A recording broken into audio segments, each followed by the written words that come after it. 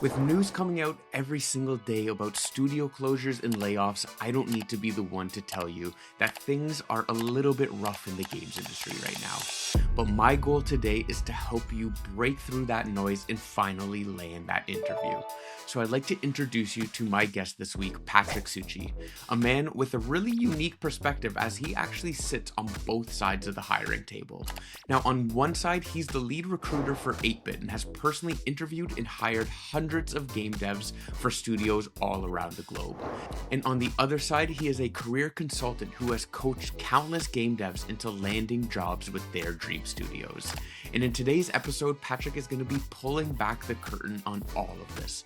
So grab your resume and settle in as Patryk takes us through how to stop feeling invisible to recruiters and send a clear signal about exactly what you do, why mass applying online is a trap and what you should actually be doing to get your name in the room, how to network and build real relationships without feeling salesy or needy, and the single interview hack that makes hiring managers want to say yes before you've even left the call. So whether you're trying to break into the industry, escape your current studio, or if you are just tired of firing application after application into the dark void that is LinkedIn, this one is for you. Welcome to Freaking Cool Indies. Patryk, welcome to Freaking Cool Indies. I am very excited to have you on, my friend. Super excited to be here. Thank you, Mike. Thank you for the invitation. Really appreciate it. Let's start off with just like the first part of the episode that I want to start off on is just, let's call it the visibility problem, right? Again, this is more so from myself looking out, but I do see a lot of hesitance when it comes to indie game devs really promoting themselves, right? A lot of really talented game developers, but oftentimes they aren't building what, let's call it, a personal brand, things like that, and they're often seem pretty invisible to recruiters and hiring managers. So Patryk, from your side here, can you let me know, and just kind of with your experience working with indie devs, or just maybe game devs in general, like, why do you feel that there is that disconnect between marketing themselves compared to when they're actually marketing their product or talking about their game? So that's the question for half of the podcast, but I will try to be very precise with this. So you've even used the words personal brand, and in my experience, this immediately kind of puts people in defense because not a lot of people like to do marketing of their own person, and basically your ability to get hired as quickly and efficiently as possible is very often heavily related to how much you want to do the marketing of your own person, like realistically speaking.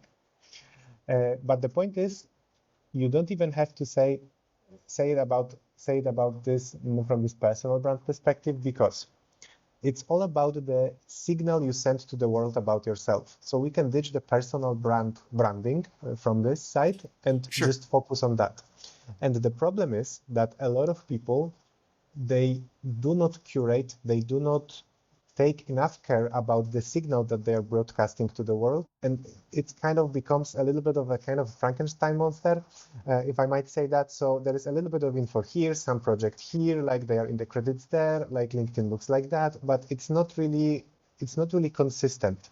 And then it's for a person who just stumbles upon your profile somewhere, like in wherever you are present, and then they are trying to dig some information up on you, or just checking your CV and checking if everything matches like what they see online about you. Uh, if there is a disconnect, then you're adding additional friction for the person who is evaluating your profile, or even deciding whether or not to reach out to you, because it doesn't have to be recruiter, and we have to be very clear on that, because even in indie world, very often there are people in the companies who are going through ArcStation and checking the profiles, or through LinkedIn or whatever else, and they are not recruiters. But it's the same principle. Like if the signal is not clear enough, then there is a very high chance that they will just move on to someone else, because there is a lot of friction to move forward with the person. Yeah, no, that's perfect. I think that's a great place to jump off. So just to make sure I'm understanding correctly, basically what you would recommend is that when people are looking at their, let's call it, portfolios, and that could be across internet, LinkedIn, ArtStation, etc., to make sure that everything is uniform across the board. I would say that you, first of all, before you decide what you are putting out there, you have to decide what you are aiming for and what you want to be known for. And the question that would be the best place to start with is what kind of problems I can and I want to solve. And then make your profiles about solving those problems, because this is the easiest, in my experience, the easiest and the most precise way you can even start building the online presence, or what, call it again, however you want, but basically sending this signal to the world. Hey, I hope you're enjoying the conversation, but I wanted to take a quick second just to tell you about today's sponsor, me. Well, actually, more specifically, the 7-day marketing foundation challenge that I have put together. So, if you've gotten this far in the podcast, then I know that you are serious about becoming an indiepreneur and building a strong marketing foundation around your game. So, I have a challenge for you. Give me 20 minutes a day for the next 7 days, and I will give you a marketing system that actually works. Each day builds upon the last, and throughout the 7 days, we're going to be doing things like defining your ideal player, crafting a killer pitch, optimizing your Steam page, and building an outreach list, as well as sending some emails with some proven and provided templates. Look, there's no overwhelm, just small daily wins that will compound into real results. So if you want to learn more, check out the link below in the description, and I cannot wait to cheer you on. Besides that, have a great rest of your day, and let's get back to the episode. And I know when it, like in reading some of your very amazing blogs, which will be posted in the description below, or your newsletter I should say, I know one of the things that you've spoken about is how just the career building process is just criminal, and how poorly it's taught to game devs. So can we talk about that a little bit, about, what does that look like in person, especially as a game dev is trying to, be just more seen, and put out those signals? The reason I think that basically how this looks for most of the people, it's not even just game dev, but game dev is also like a very big victim of that, is because no one teaches you how to manage your career in general. And again, you can call it however you want, it's a next job or whatever, but let's focus on the career management from this perspective. So what usually happens is you just entered the industry, or you want to enter industry, which is hard nowadays, way harder than it was a couple of years ago, for example. But you somehow entered the industry, right? You get a gig, or you got yourself a first project, you are working somewhere, and then you kind of feel after a couple of years that you want to move forward and you want to move somewhere else. And then you stumble upon wall, because suddenly it's, especially for the indie developers that are wearing many hats in the studios, suddenly you have a problem to write up everything that you've done. And when you're writing up everything that you've done, you kind of feel off a little bit, because like it's not a game designer, it's not a producer, it's not a narrative designer, it's kind of a mix of everything, because very often this is how it works in the studio, like in a smaller studio. So what you do is you prepare the document that it's basically, again, kind of a Frankenstein when it comes to the skill set, and you try your best with this. But the main issue is nobody tells you at the beginning of your journey that your job is not a copy-paste job in any other studio, probably, like with a very good chance, because there are people in different studios who are doing, even if similar gigs, they are different jobs that they are doing. So my point here is, because nobody teaches you that, it's harder and harder for you later on to actually understand even and sit down and work through with yourself what do you want to do, how to signal this stuff to the world again. And I will be using word signal a lot, but this is what it boils down to. And it's very easy to get discouraged and then sit in the company just because you're kind of stuck in a place and you don't really know what to do, how to do it, in which direction to go to. You sent a couple of CVs, you tried, you did not, like it did not move forward really, like it didn't move forward really, because even if you landed the conversation, then they said, okay, we went with someone else, you did not get any feedback, so you really don't know how you performed, why you performed this way. And basically, there is a lot of this problem of lack of information on every step of this process, because nobody gives you this information. And this is why it's Yeah. criminal, because also when you are in the university, or when you are, at least in my days, I don't know nowadays, so that's a disclaimer. But nobody taught me how to do that. I have to learn everything on my own, and this was all like trial and error type of things. How to look for jobs, how to do that, even how to build the relationships that doesn't feel in a way like that you want something from people, because very often Yeah. what I work through with people is that they kind of know that relationships and networking is something that they should be doing because they've heard the stories. This is the area, and this is the best way to potentially get your foot in the door. Not a job yet, but a foot in the Yeah. door. But in the same time, for them, it feels like icky, salesy. It's like, like this kind of that they don't want to sound cringy and needy, and nobody teaches you how to do it. And I'm like, hold on, Yeah. like this is like a base 101 skill that you actually need, not even in our industry, but generally throughout your career. Yeah. This is how you start with like even trying to think about career management. That's basically a couple of those foundations have to be in place. And this is why I think it's criminal that nobody teaches you that, because this is something that it's useful for you for your entire life. Like just Yeah. building those foundations and using those skills and having a system that works in the background. And if you don't have that, you're kind of blind every time you're trying to find a new job, which is exhausting. And nobody likes that because nobody likes looking for a job. And yeah, Yeah. that's why. I had a lot to unpack there. I feel like you've hit on so many good different spots.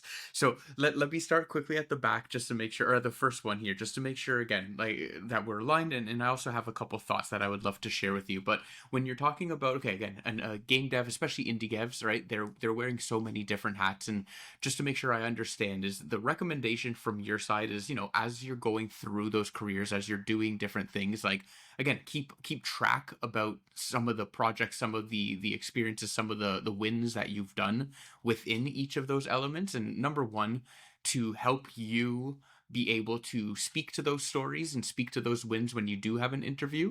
But then also B, it's like, you can, I think it's easier for you as a game dev to deduce if you would rather go down the route of a producer as opposed to an artist or a developer. Kind of, again, if you're kind of wearing those multiple hats. Am I correct on that? I want to just kind of double tap on that back on that first point that you were making, where again, for people who are wearing multiple hats, how can they kind of keep track so that they know where they want to go within their career? Okay, so I will give this would be a couple of angles answered here. So number one thing that is very useful from what you said, obviously, is to document everything that you are doing. And when it comes to achievements, obviously, we are not talking about everything specifically. There is a very easy thing you can do. It's just uh, you basically schedule like a 10-minute event in your calendar, Friday noon around 12, 1, not at the end of the day because you want to do it. And then you just write down whatever stuff, whatever like was a small achievement this week. And you keep this in the document. It's useful for like a lot of cases. It's useful for writing the CV later on, for creating the career narrative when you're preparing for the interview down the line. But it's also useful even in your own company where you are working right now, when you will have a conversation with your manager or boss or whoever about, I don't know, the raise, promotion or something, you already have a list of this stuff. Very easy thing, very useful, like for majority of the time that you will be working in someone else's company. So that's number one thing. Second thing is that you also have to have this understanding that, as harsh as it sounds, nobody else cares about your career. Nobody. Maybe your mom, that's okay. But apart from that, no, that's the reality. Like nobody else. And the point is that you have to be very deliberate, and I would even care to say, like, aggressively pursue the opportunities and the stuff that you would like to have in your life when it comes to career. So and obviously when I mean aggressively, it's not like you have to beat up people on events to get what you want. But if you think that uh, that you are not reaching out to a recruiter to follow up, or you are not reaching to a studio because you've already sent 2 messages and it feels like I don't want to nag them or anything. No, like you do send the message, because this is how you fight for what you want actually. So if you know specifically, because that's an important bit here also, you have to know what you want and also have evidence that you can do this job. But if those is covered, then this is how you do it. And to give an example also, like recently I've been working with a narrative designer, and when she came to me, she had this idea that maybe she would like to move a little bit into production, into project management, because she was doing a lot of this in the current company, in the current position. And we started with this, like with this angle that, okay, maybe this would be a relevant path for her somewhere down the line. And when she will be looking for a gig, that might be something actually manageable and something that she could aim for. But then when we worked through it and when we unpacked what was underneath, what it turned out is that she was doing this producer and project management work because she was working in a smaller indie company that did not give her enough tasks from narrative design and writing perspective. So she just naturally filled her time with different activities because she was this kind of person that wants to, do as much as possible, like doesn't really like sitting in place. And basically, if there was an option to do something in the company, she just grabbed it, and she was this kind of go-to person. So it was kind of a like catch-22 a little bit for her after a while because she also got a reputation from being this kind of person. So every Yeah. new thing was just pushed down towards her, Yeah, and give she it to had her. less and less time. Exactly. So she had less and less time doing narrative and writing because she had to do different stuff around it. Yeah. And the point is that after we worked through all of that, she realized that she actually just does this stuff because, again, she just doesn't have enough space enough duties, enough tasks to do just writing and just narrative design. But actually, she would like to keep like within those guardrails and still be a narrative designer, a writer, and not really go into the production environment. Mm, So and a lot of people who are specifically working in smaller studios, this is the problems that they are very often encountering, that they have skills from very different areas. Like it's a game design, yeah. narrative design, production. You touch a little bit programming, or you work in engine, or you are an artist, but you are also a little bit of technical artist. And it's like kind of, it's useful and it's awesome that you can do it in the environment that you're working in. But if you want to apply for a very specialized technical art position, or like a position that is clearly specialized basically in something, you have to tailor your narrative to this position. Because if Hmm. you will go with everything, and again, this is from perspective of somebody who hires a lot of people, it makes sense because even within your studio, if you are looking for someone, right, you are looking for a programmer or designer or whoever, you want the person who does design or programming. You are not looking for someone who does design, writing, programming, and audio. You don't Yeah. need this kind of person. The only skills that you are looking for this position is design. Nobody will pay the person for the other skills that they know. And the problem is that a lot of people try to sell everything on the first try, like immediately. The Mm, presence online or whatever else, it's like they are doing everything, and nobody is in stretch, but almost never you want someone who can do everything.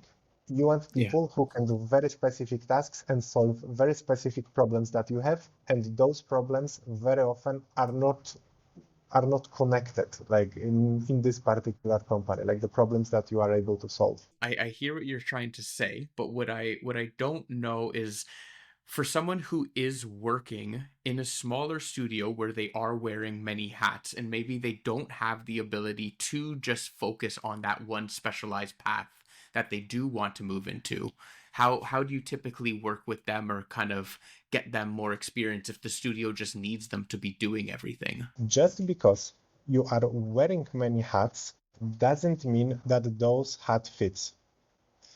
And the point is that somewhere along the line and somewhere along the way, even in our example, the narrative designer, she confused I'm doing this with I want this. And those are very often two separate things.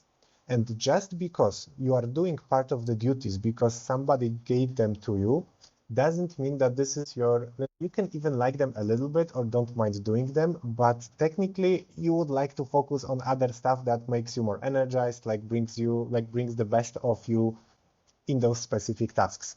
So that's number one thing. So first, what you need to do is just because you are doing this doesn't mean that you want this, and you have to separate those two things. And when you are clear on this stuff, then it's a little bit easier to actually understand in which direction you would like to go.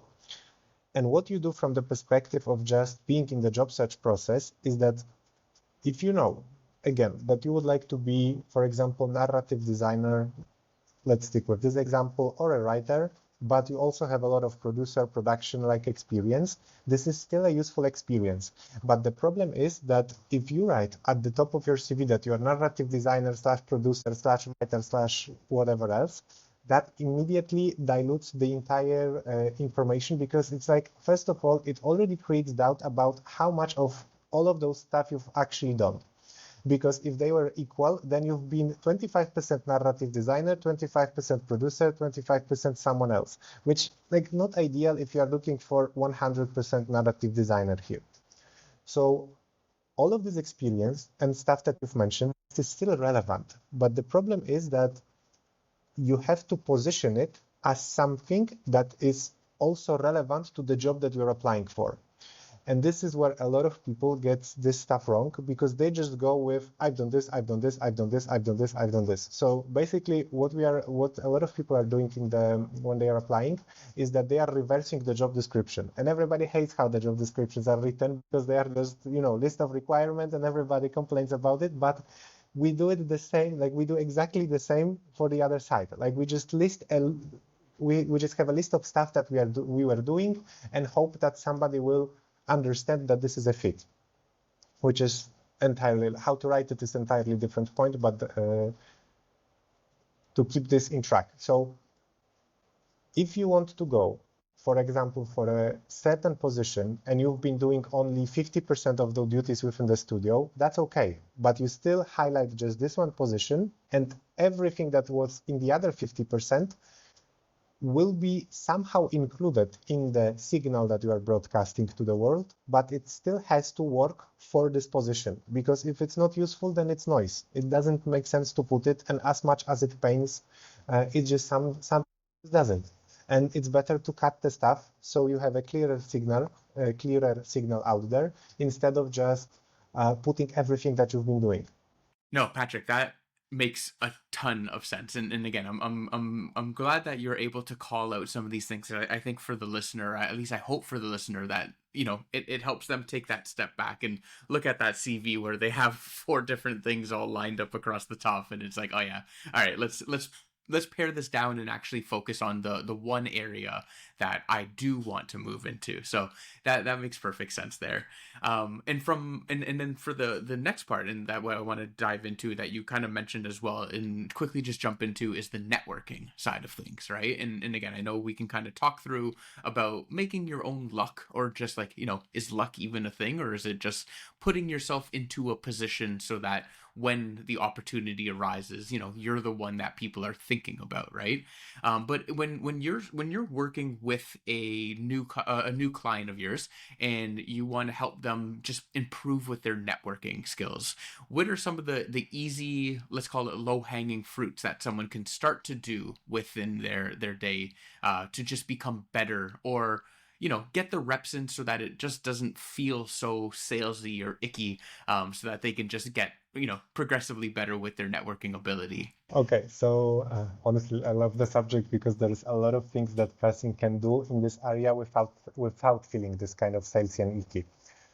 Amazing. I would say the easiest starting point, like the easiest one, is to actually reach out to people you already have in your network with whom you haven't spoken for a while, let's say a quarter, and just have a conversation with them. Like really just, how's your project going? Hey, we haven't spoken for a while, or what's going up with you, if you know something about their life or some the event that they were participating in. Just ask them about it.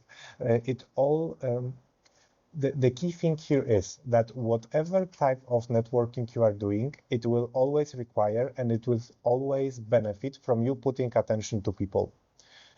Because if you know all this stuff, like if you can circle back to someone and you know that they were participating in, I don't know, high rocks or whatever else like people are doing nowadays, so you can ask about it and just kickstart the conversation and have the conversation. And you can do that on whatever platform you are in. It can be LinkedIn, Discord, like doesn't really matter what you are using here. Messenger maybe.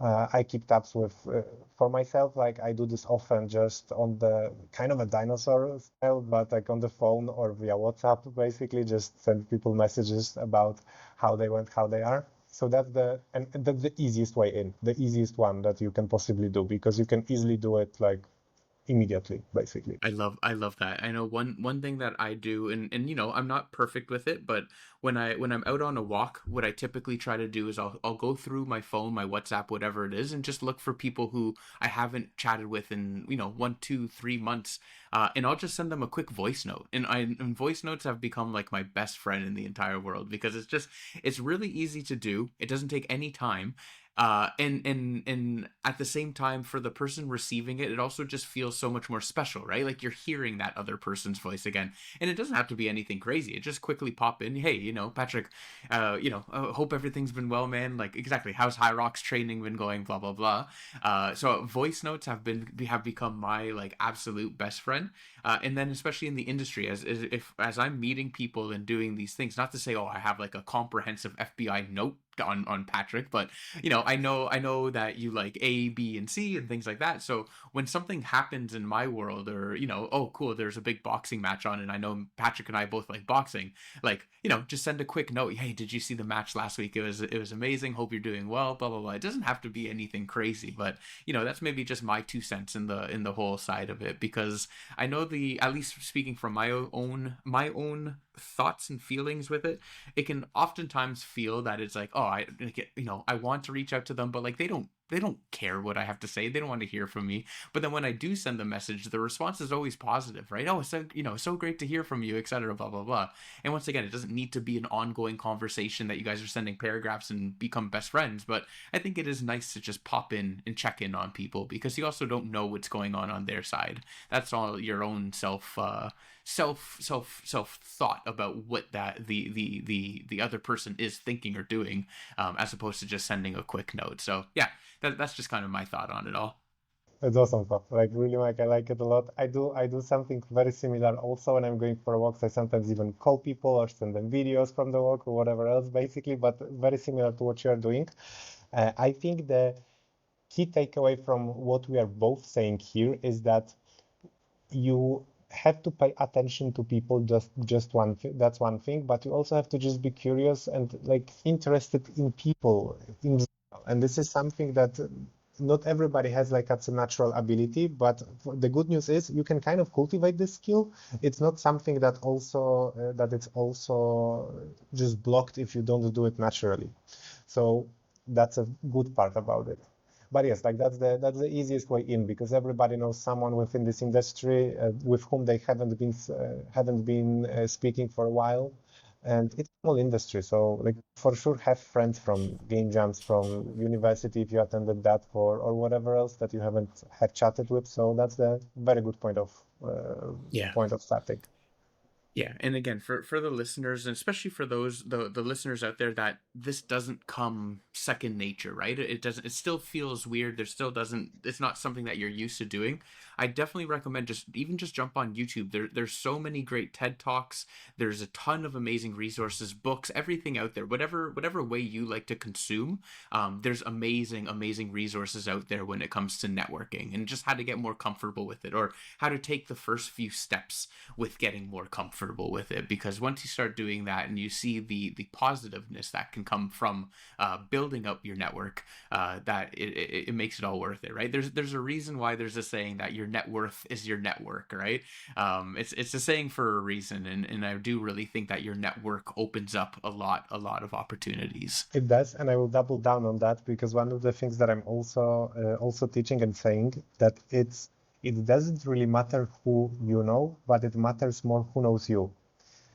Because also the opportunities that you get, and it also happens, I wouldn't say it a lot of times, but it happens fairly often, that if you actually have a decent relationships, and we are not talking about thousands of relationships, we are not talking LinkedIn connections or anything, we are talking like really meaningful connections with people in the industry. When there will be a position that you might be a fit for, there is a very good chance that your name will pop up to someone in that room with whom you have a relationship for this exact role. This is like I landed my recruiter gig in Rage Quit Games before my time at 8-Bit. This is how I landed it. Is I went to the party where the company founder was there basically, and we just chatted about games. We just did not have like any. It was I didn't even know that he was like a company founder at that point. Oh no, I knew that he was a company founder, but did not really look for a recruiter or anyone else. And we just chatted, and we just chatted about games, about market. He showed me the build that they had recently and all this stuff. And because we get really excited about games, this is where conversation ended. But a couple of days ago, they were like, dude, because you've told about the market and some very relevant things, we are kind of thinking about bringing on the recruiter anyway. Would you like to come for a conversation? And it was, and this is a lot of, and I have a lot of stories like that from people with whom I'm speaking with, that they met someone on event, or they just hanged out, or they went to that, like, again, it's not a requirement, but like socializing is a big part of just creating those networks. So going to the parties, or like being where people are, or the people that you just like to hang out with. You don't even have to, it's a wrong wording. You don't approach this with this neediness mindset that you would like something in return. You just are curious about people, interested with hanging out with them. You just hang out with them. And then if you do that, it's just easier later down the line. That's it. I do want to switch the conversation around a bit and jump Sure. into LinkedIn, because I know LinkedIn is the spot for all the cool kids. No, it's definitely not the spot for all the cool kids, but everyone is on LinkedIn. I'm sure when you're working with your clients, again, it's a big part of the conversation. So talk to me about, what do you think about LinkedIn in the current state, and just, is it a non-negotiable for a game dev in today's day and age? Okay. The answer here will be it depends. I cannot answer yes or no when it comes to Cool. dependency, because what I can say, what I can tell is it's a signal amplifier. So if you are on this platform, and because this is a kind of a business, like the most business related platform that we currently have for the stuff that we are doing, and basically all of the recruiters are there to some degree, it's worth having a presence there. If you don't need that, because, and I honestly, kind of a counterintuitive, but I honestly wish all of us to at some point have jobs that would just allow us to delete all the social media and just roll with that.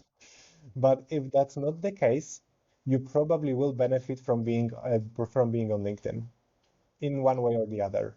From your experience, what does a good LinkedIn profile look like compared to just kind of, again, an average one, or one, you receive a job application, you go to their LinkedIn, and right away you're just like, yeah, okay, like, on to the next. First of all, it's complete. That's not that obvious, because there is a lot of areas on LinkedIn, a lot of boxes on your profile that you can fill, and a lot of people just don't do it at all, which immediately makes them harder to find, because the way LinkedIn Recruiter works is that you kind of have two LinkedIns, like the LinkedIn for like mortals, for like all the masses that we are also onto. But then there is a LinkedIn that a lot of recruiters are using, which is called like a LinkedIn RPS, and it's a separate LinkedIn, but we have access to the same database of people. But the other one allows us to search through LinkedIn with way more efficiency. The way you do it is you use keywords, because this is how you filter through all this stuff. So the less precise your profile is, and the less information there is in certain sections, the less likelihood it is that your profile will pop up in the search for whoever is looking for a certain position. So that's the biggest thing is that, first of all, I would start with just completing everything that is there, like just filling the profile along with the photo, with the banner, with about us section, with the work experience section, skills section, because all of this actually bumps up your visibility, your signal again, and also allows you to be easier found in the other LinkedIn that you don't have access to. So as a client comes to you, they come, they say, Patrick, I've completed my LinkedIn profile. Again, I got a great headshot. Everything is looking really good on that standpoint, and I want to increase my signal, right? I'm looking to become more visible. You have 60 days, Patrick. What are the three things that you would tell someone to do first?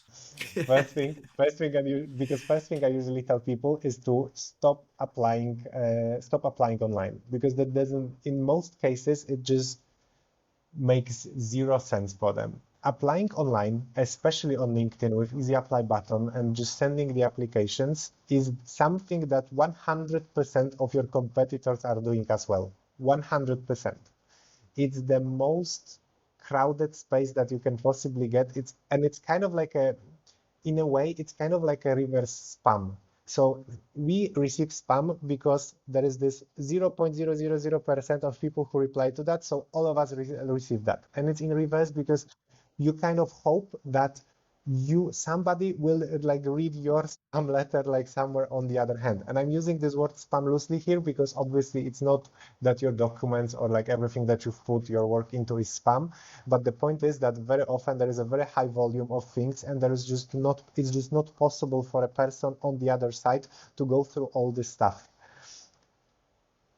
It gets better and easier the more specialized and the more rare your position is, because then it's easy to just go through, I don't know, like it's easy to go through 40, 50, 60 applications, let's put it this way, like you can go through all of them in a reasonable amount of time. But if you're receiving 500 applications, there is no way you are going through all of them. Like virtually, it's just, the point is that even if you, okay, I need to rewind here because there is a lot of stuff to unpack. First of all, the reason is recruiter's job is not to go through applications or to give you feedback or anything like that. Recruiter's job is to fill a position.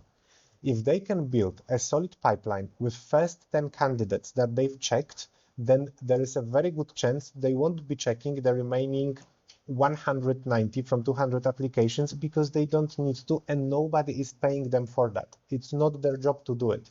Their job is to fill the position. The job is also to set up the system so the other 190 receive the update and like even automated message, but that's a different conversation also. But generally speaking, that's why. So when we are talking about LinkedIn specifically here in this case, it's a very similar thing, because when recruiter or whoever is looking at your profile doesn't understand quickly what are you doing and for whom are you working. For whom are you working means what kind of problems are you able to solve, and if you can help them solve that problem, then there is a very good chance they will just move to the next profile.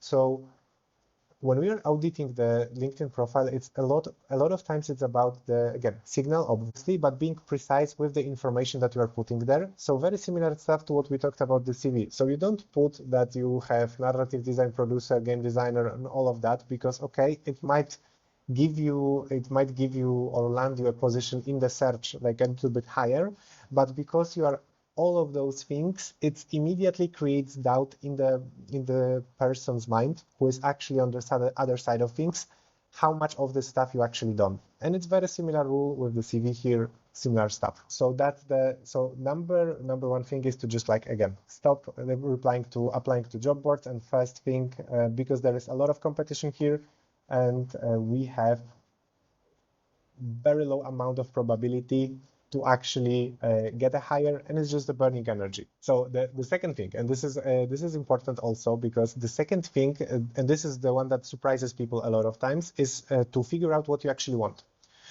Because this is, again, the story of the narrative designer I was telling, but it's not just her story. It's the story of a lot of people that I work with, that basically very often it's not what they came in thinking. Very often they do have this desire to work in bigger studios, or they want to create this kind of games, or they want to work on something like that. And the dream job is not like the dream state, and the dream job that they would like to do is not something that they are doing right now.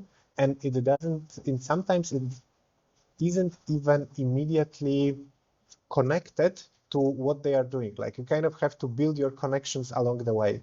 And because of that, and when you understand like what's the end game for you, like, or at least the milestone that you're aiming for, like the really relevant one, then you can tailor whatever you are putting out there so it works in your favor to actually also, again, kind of narrow it down to this direction, and to broadcast the stuff that you are putting out there into this direction, so people also understand that this is something you're aiming for, or you could help with, or do stuff, or whatever else. It depends here on the person, and I know it's a bit generic answer to this, But realistically speaking, knowing what you want is the number, like it's a second thing that we start with, because you have to do that. Apart, if you don't know to do it, if you don't know how to do it, the thing number three is also not really useful, because the third thing that I tell people is that what we'll be doing is we'll be building a system.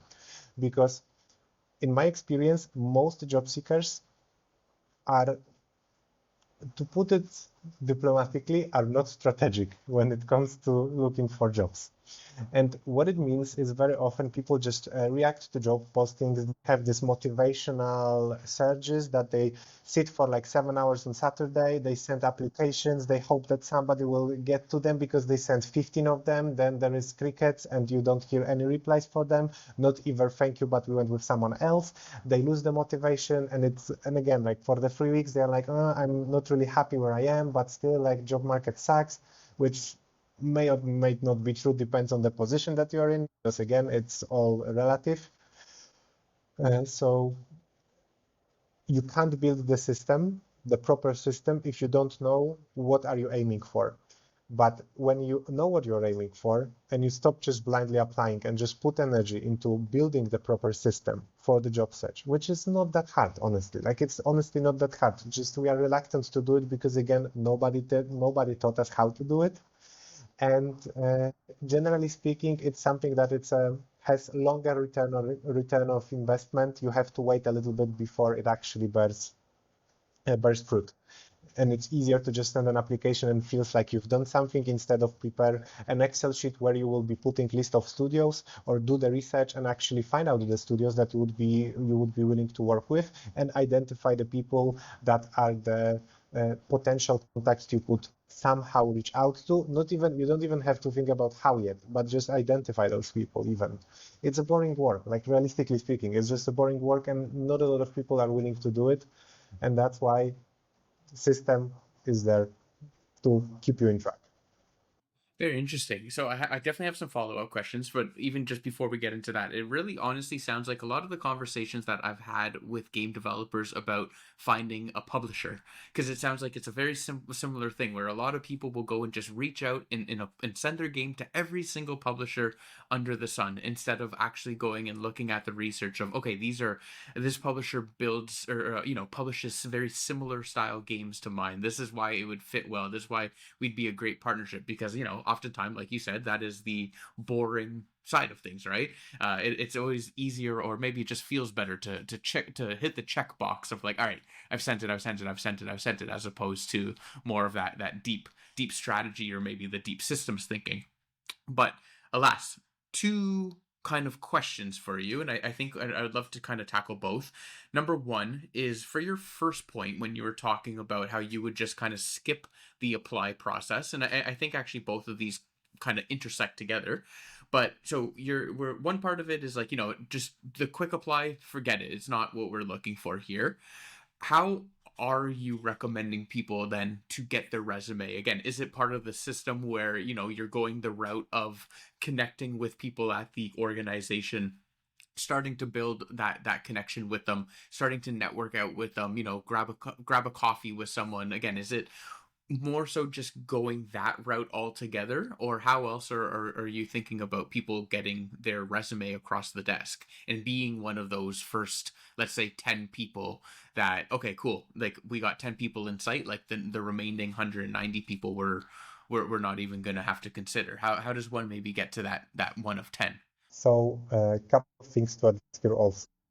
First of all, it's not like you can't use apply or sending the applications. But when you do that, you still should be deliberate when it comes to sending them, and actually send them for the positions you care about, not to everything that you think, oh, I could do this job, oh, I might be a fit. Because there is 200 people, like hundreds of people like you in this mindset, and it just doesn't make sense. So applying is okay-ish, I would say, but it still requires basically flawless presentation when it comes to CV and documents. And the point is, and this is the worst part, I think, that all of the stuff that I'm saying to you, or that I teach people how to build this job search process and how to approach that, or how I look even at resumes, is my experience and my preference, and I can't speak the same for everyone else. I know what works on average. I know what works, I know how it should look from the, I call it like a reader's experience perspective, because there is like kind of a UX, UI, UX you have to understand when it comes to CV building. But generally speaking, I have no idea who would be reading it on the other side. And you also don't know. They might have a great day, they might have a bad day, they might have low amount of energy when they will go to that, and you can't control any of that. So what you can control is to create a flawless set of documents, and then basically apply for the position you care about. And this is why, and this exactly is the reason why mass applying doesn't make sense, because there is a lot of resistance in general in people to go through mass amounts of applications. And when you have, realistically, like even for all of you guys that will be listening this, so think about it from this perspective. If you would have 300 applications to go through, and you will see that on the first 10, there is like two or three people that are okay, you progress them forward. And then you go through the other applications and you see that there is something is off, something is not right for you, there is a friction here, or somebody was vague, then you just dismiss that immediately and go to the next one, because it costs you less energy to check the next application than to reach out to the other person. Okay, so I had to address this stuff. So applications are still a way to do it. It's just the least effective way in most cases, because again, it depends on who you are specifically and what kind of role you are looking for. That makes sense then. So then the second part would just be more on the system, right? Like what how when you're talking about like again building the system, can just go in more a little bit more detail about what does that system look like? To answer also like the second part of that previous question, basically. So how do you get your CV in front of someone, or get to the yes pile or we will see pile? Yeah. So relationships are like it's the biggest ROI that you can have, basically. Like building the proper relationships and just doing this in advance before you even need a help from someone. And this is where a lot of people also kind of fizzle out after a couple of days, because it's like I love doing this analogy, because it's kind of is like that. It's like taking care about your teeth.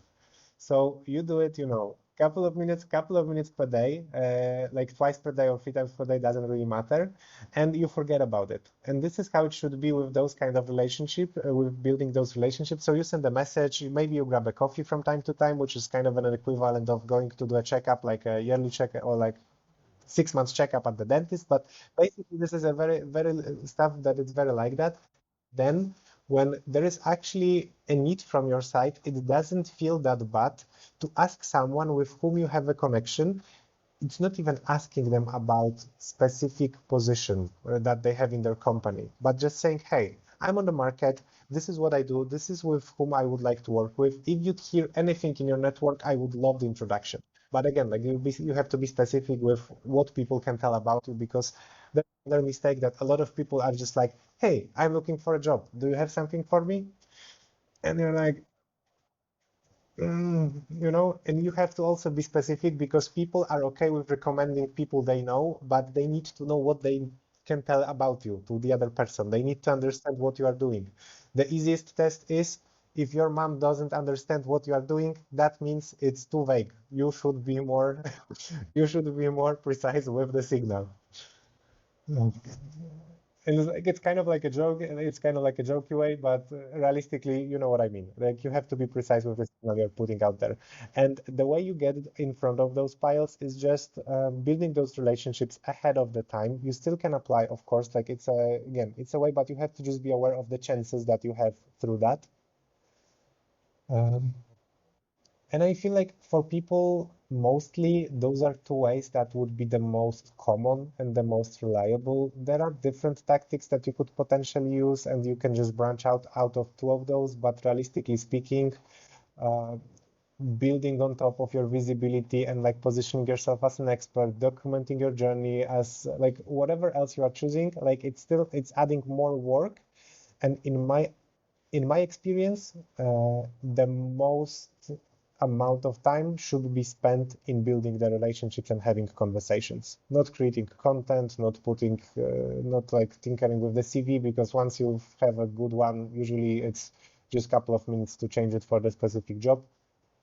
And yeah, having a conversations with people.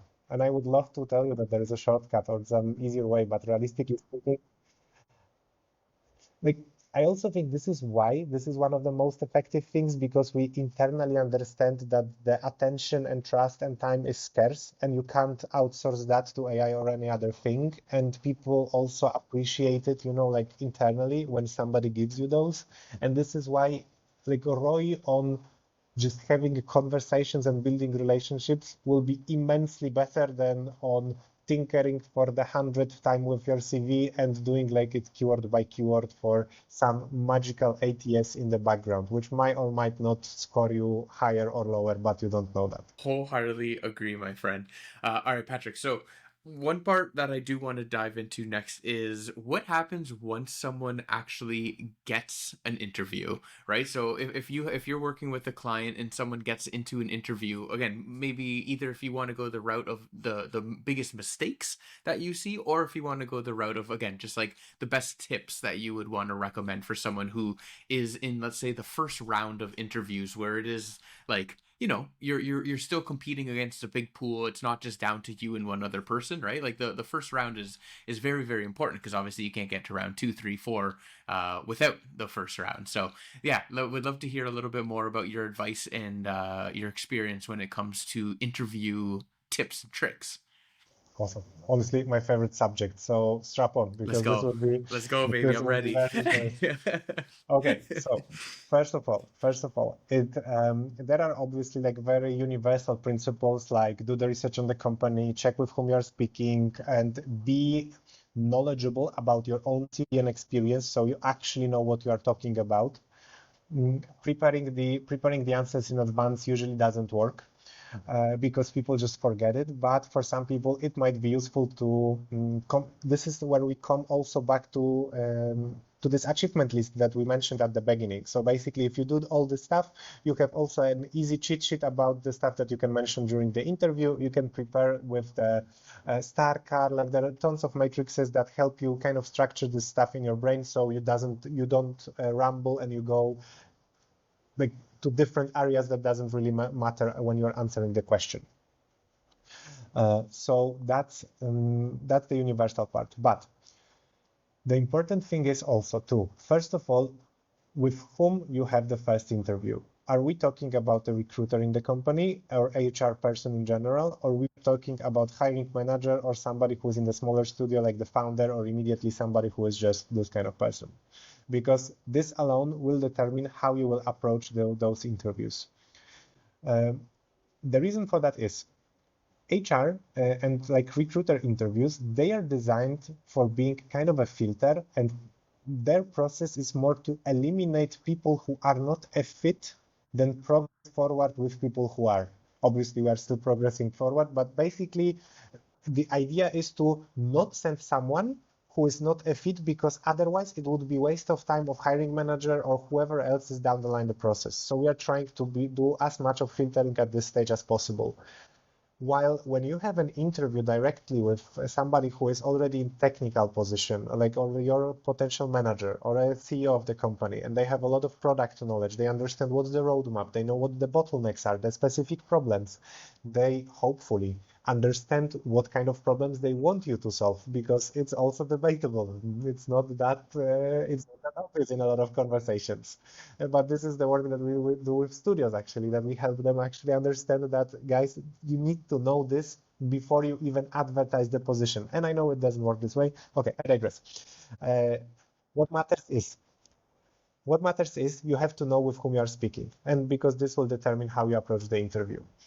When you have the interview with a recruiter, as myself, like honestly, there is not a ton of preparation that you can do, like realistically speaking, because you should check some stuff about the company, but it's mostly for yourself, so you are not caught off guard when somebody will say something, and you can check the information that is available out there. I usually also start with this kind of question, to be fair, like because I sent pretty much like a lot of information is upfront about the projects that we'll be talking about specifically, but still when sometimes people know the company, sometimes not, it depends on the project, the process. But if they know, then I always ask like if they've read something about it, because honestly, I just don't want to waste time and repeat myself. Like that's the point, because if they know stuff, it just doesn't make sense.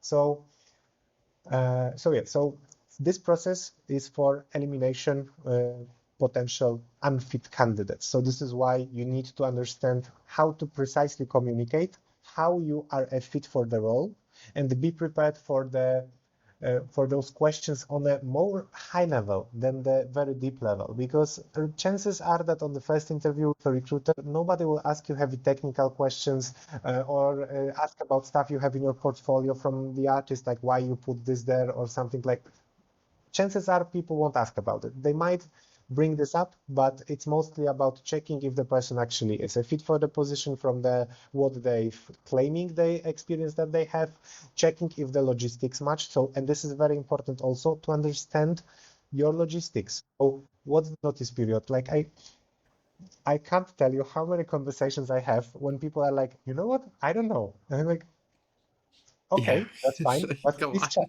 Yeah. because please check it, because we need someone. Like very often studio come to us and they are like, okay, we can hire someone with max 1 month notice period. That's it. Like if they have 2 or 3, it's just not doable for us. So knowing your notice period, knowing the salary range that you're okay with, knowing what Yeah. contract you're okay working with, if you need a regular contract or B2B setup is okay, or you need EOR or any other thing. So just even knowing that those things exist and what kind of options are available for you, that's already making a recruiter's job easier, which is what you want to do at this stage. Like just make Cool. them job as easy as possible to move you forward without any doubt that it wouldn't be a fit. Yep. Yep. So if you have all the stuff lined down, then it's actually pretty easy to get a second interview, or at least to have your application sent to the hiring manager, because this is not an equivalent of having a second interview. It's like a different thing. Yeah. But that's number one. While when you have a conversation, the first one with somebody who is already technical, already a founder, then you kind of change a mindset, and what you try to do is to understand what the bottlenecks are and what kind of problems they need to solve. So it's kind of, you are not just sitting there and waiting for all the questions that they will ask you, but you are actually doing some interviewing yourself, because, and this is the biggest hack that I can give anyone out there, if you will understand during the process, the conversation, what is the problem the company is trying to solve, then you can tailor your experience to show them exactly on this moment how you can help them solve this problem. And this is all they want, because the reason you are sitting in this room is that they have a problem their current team is unable to solve, for doesn't matter which reason. They might not have resources, skills, doesn't really matter, but they need you to solve the problem, and you need to find what the problem is and address how your experience and how you can help them solve this stuff. So that's the hack number one. The second thing what you do, and this kind of also applies to the later interviews after HR interview, is every time when you are speaking, people are kind of afraid of, I don't want to give a solutions how to solve the problems or what I will do. But honestly, like do that. Like, because if you can, and if you are able to tell, okay, so guys, in this case, this is the problem. You have a problem with the pipeline, for example, or you want someone who will help you with, I'm just making this stuff up, but figuring out how to set up a pipeline. So I did this, I did exactly that here, here, here, and here. And even if this doesn't say specifically in my CV, because I've also done other stuff, like this is exactly what I did. Like I built the entire pipeline in this company. Even if it wasn't specific in game dev, because that also is important here, it doesn't have to be in a lot of cases. I did this stuff somewhere there. And in your case, what I would do, for example, I would come first month would be auditing what we already have in place, see how the process looks like. And then after the first month, I would prepare some potential changes, and I would tell you what I could implement, or what I think we should implement. I would also speak with the team just to build a relationship, just to get an assessment of where we are with the skill level. And then month 3, we are going with the implementation of those things. We are going to implement 1 or 2 just to see how they work and iterate on that, and then later we will think about all the other stuff that we have to build. but you understand the difference here, right? It's just you you already are solving their problem on the conversation, and this is immensely powerful if you can pull it off, obviously, because this is why a lot of people are not doing that, because first of all they don't know how to do an interview prep that is actually like a very that puts you in the position where you can do it, uh, because that's the other part. And this is kind of a tricky situation. The people who are performing best on the interviews, and I'm using the word performing deliberately, are the ones who have those interviews the most. Like realistically speaking, because you have a lot of rep time, and you can actually, if you are a person who actually learns also from what you are doing, you also can kind of reverse engineer.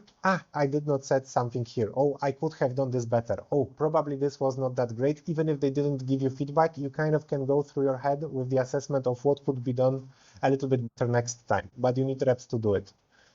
So yeah, this is why interview prep in general works very well, because it helps you to understand in a lot of cases uh, where you are falling short. Right now I am just like engrossed in like everything that you are taking, because I think it makes just so much sense, right? Again, if you're having these conversations and proving to them on the call that like not just sitting there and answering the questions they have, but also actively solving the problems or talking about how you can solve their problems or how you've done it before, like it's such an amazing way. And I have a team, or I run a team, and I have interviewed many people, and I know, at least from my perspective, when I'm interviewing someone in like the company that I work for, anyone can go and basically create an account and try out the platform, right?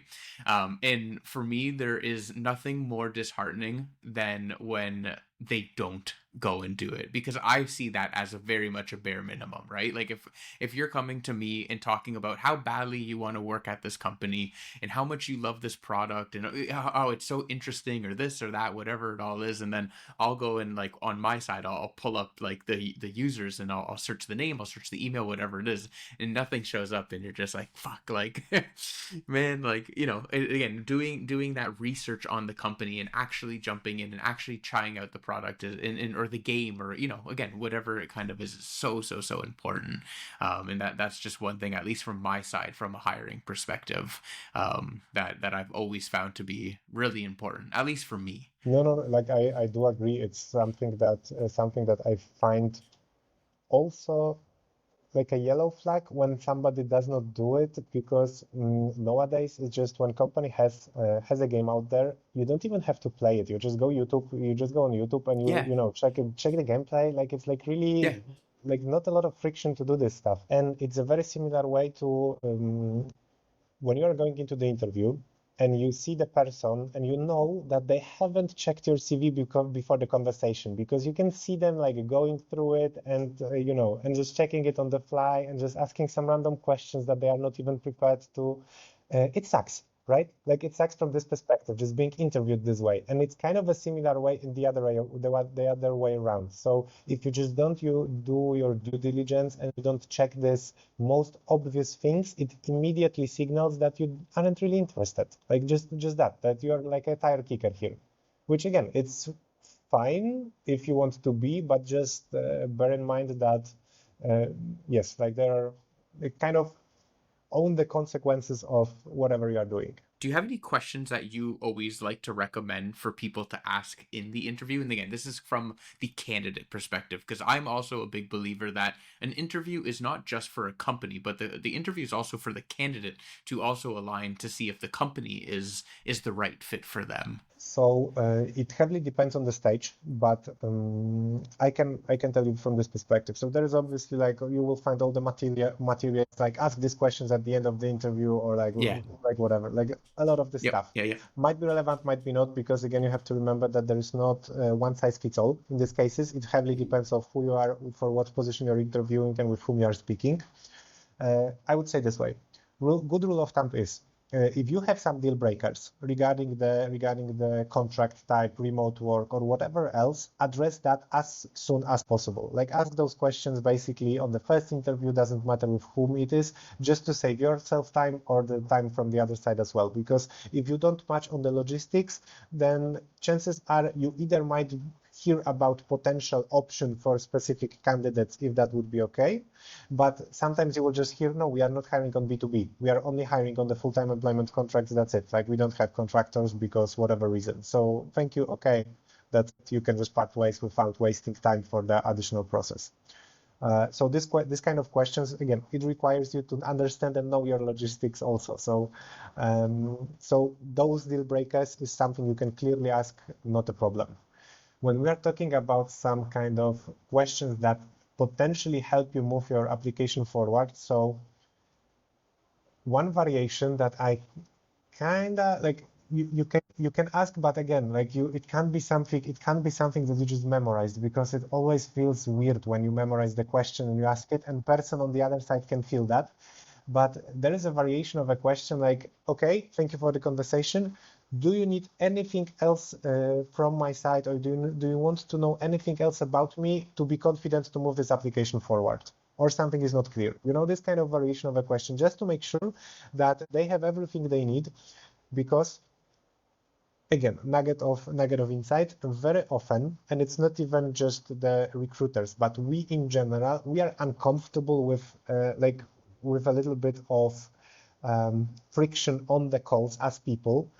I've learned through that already. So for example, when I have a call with a candidate and I clearly see that there is not a match for whatever reason, I will just address this, and I'm like, man, look, company is looking for someone with this and this. I can clearly see that here and here, like we're lacking in these areas.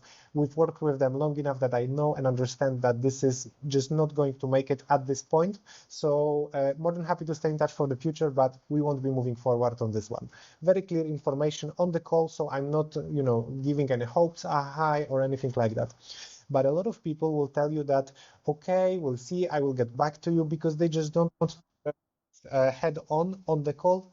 Kind of, they are intimidated, they don't know what the reaction would be or anything like that. They are not prepared to handle when somebody will challenge them on this. So they will tell you that they will come back to you, but then they already know that they will reject you in 3 days, which again sucks. But when you are asking this question, it's kind of going ahead of this situation, because you can understand if they are even willing to move you forward, and if they have all the information like realistically to do it. Because if they say no for whatever reason, then it's okay. Like, what do you want me to follow up on? Like, what do I like? Which areas?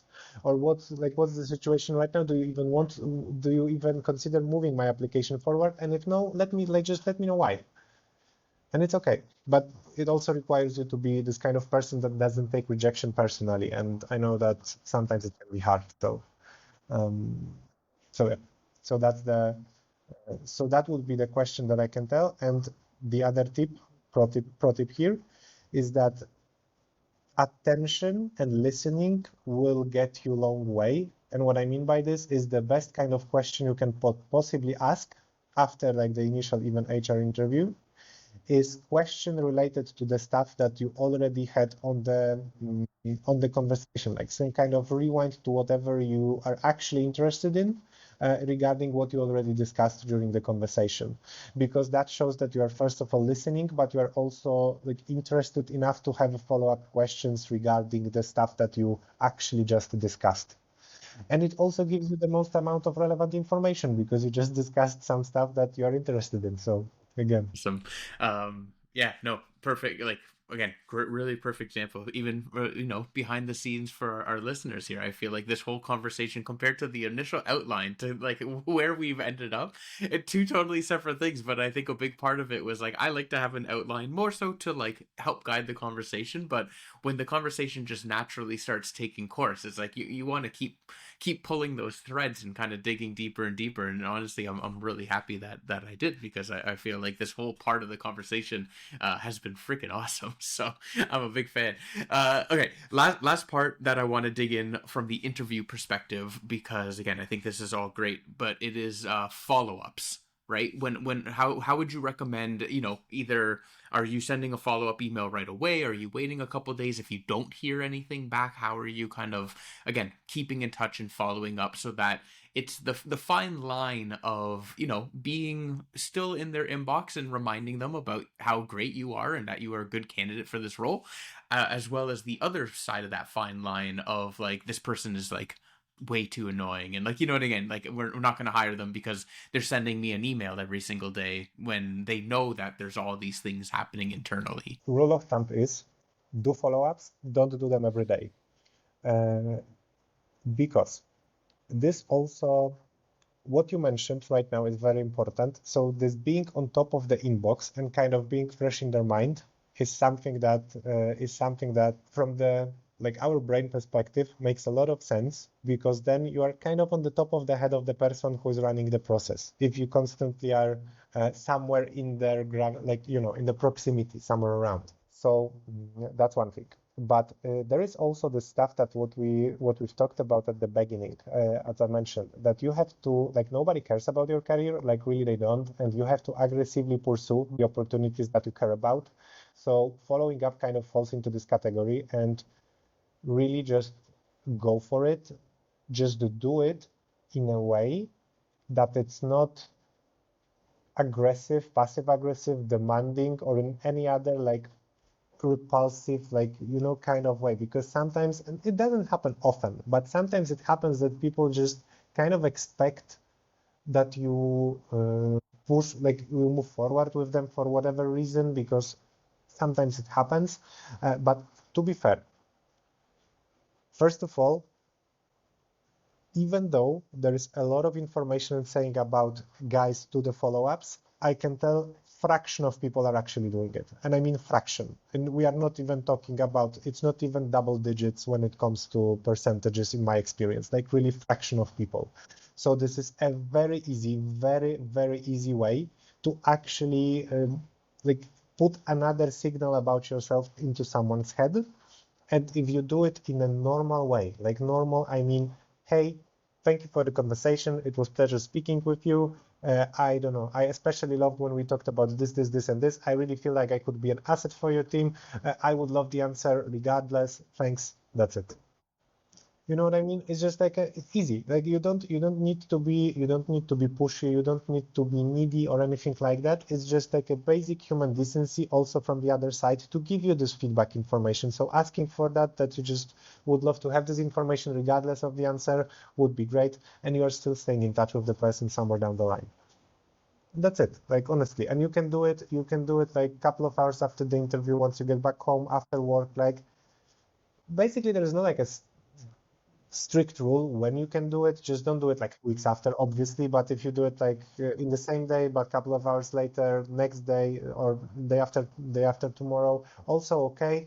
Just the longer it is, the more weird it becomes. You know what I mean? Like, because if you start like after the weekend, like 3 days after, and it's like kind of weird. So like let's say to day after or 2 days would be a good rule. But there is nothing like strict in place here. All right, Patrick, I know we've covered a lot of ground, so the final thing, I guess, is like I want to just open the floor to you and let you run wild on any more pro tips or anything that we didn't cover throughout the episode. Again, anything else that you just think is important or relevant for this whole conversation for someone listening.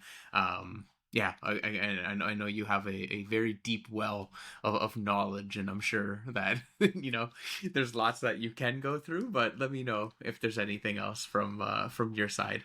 Okay, so I don't want to go down into this rabbit hole, so I will just summarize this in a couple of things. First of all, know your North Star and where you are aiming to go, because this makes everything easier when you are choosing the next gig or what kind of skills and tasks you also want to take, because that's important when somebody throws at you things in the company. Well, they like if they actually are in line with where you are trying to develop yourself. So know your direction. Um, Most of the time you are spending in the job search process should be in conversations with people and building relationships instead of just applying, because this is something that actually bear fruit somewhere down the line. But you have to also understand that this is the stuff that like can bring you something even years from when you kickstart that. Which brings us to point number 3. You build the system for this now, not when you need a job. When you need a job, it's too late to that, because then you will come across, there is a very good chance then you will come across needy, in a sense that if you will write to someone that you did not know previously, you don't have a relationship with them, it is kind of weird to reach out to this person and ask them for a specific recommendation if you've never spoken to them. You still can like create a relationship, because you still can do that, but it's different when you create those relationships, when you actually can just have relationships and that's it. So yeah, build the system ahead of time, because it will work for you. It will work for you for the rest of your career. Like honestly, if you build it properly. All right, Patrick. So the way that I like to end off all of my episodes on Freaking Cool Indies is to have my guests play it forward and shout out an indie dev or a game or a project that they've really been loving. Again, this is my way of making sure that we continue to shine the spotlight on all of these incredible individuals in this community. So, Patrick, please, who would you like to shout out and play it forward? Love that tradition. And my shout out goes to guys from Prophecy Games who created Dead Zone Rogue, which I'm playing recently. Fantastic roguelite FPS, great gunplay, and I love the vibe and everything about it. So highly recommended. Amazing. I saw this on, I think it was on the Switch. Yeah, on Switch too. Okay, that's where I saw it. I definitely saw it on the eShop more recently, and I know it's been on Steam for a little while, and I've seen nothing Yes, but great things about the game. highly recommended. Great gunplay, very cool atmosphere in general, and it's like it has this vibe of I will do the one more run.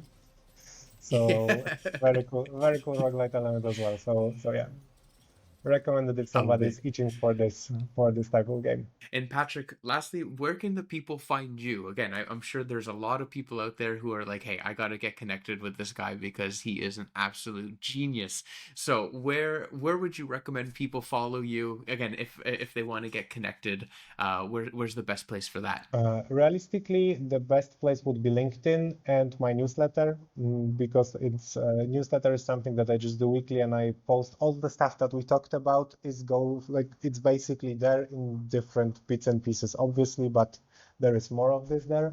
And LinkedIn is the place where I spend way too much time because of the job that I do. But yes, that's also the easiest way to find me.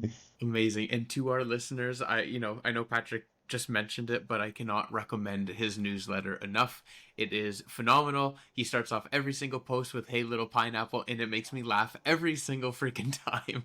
And I love it. I love it. Again, so many great articles on there, Patrick. Like, please keep doing it because I have been a huge fan of it. It's actually how Patrick and I first got connected. Fun fact is just from the That's true. newsletter, and then reached out to him, said thank you because Patrick actually very kindly was recommending my newsletter through his. So when I saw that, we ended up reaching out, connecting, and now just become fast friends. So again, please stop what you're doing. Go sign up for Patrick's newsletter. Give him a follow on LinkedIn. Reached out. Let him know that we sent you to Patrick, and again, keep up the great work, Patrick, because I think all of the stuff that you are building and all the things that you're doing is so important, especially in today's day with all the layoffs happening. And the industry can be scary, and like you said earlier, right, it depends on from what seat you're sitting on, but there's a lot going on. But again, you're doing great things, and you're helping a lot of people end up landing those dream jobs by building these systems, building these networks. So appreciate all of the hard work that you are One doing on your side. One of the things that I will leave people with also is that obviously industry is not in the greatest place possible, but I sit also on the other side of it, like as a recruiter, and I can tell you that people are getting hired every day. So it's not like it's impossible to get the job. It's just you really uh, need to be very clear of what you want and how you signal this to the world. Amazing. Well, we will keep these signals bright, my friend. And with that, Patrick, you are officially a freaking cool indie. This is my little gavel. It is official. It's in the record book now. So congratulations, Thank buddy. you. You are Thank a you. freaking cool indie. And again, Patrick, thank you so much for taking time for chatting with us. I know this episode ended up going pretty long, but a lot to dig into, and would love to have you back on the podcast for round 2 one day. So, Patrick, Thank you, sir, to all of our listeners out there who, again, keep creating, keep being awesome, and we will see you on the next one. Bye, everybody.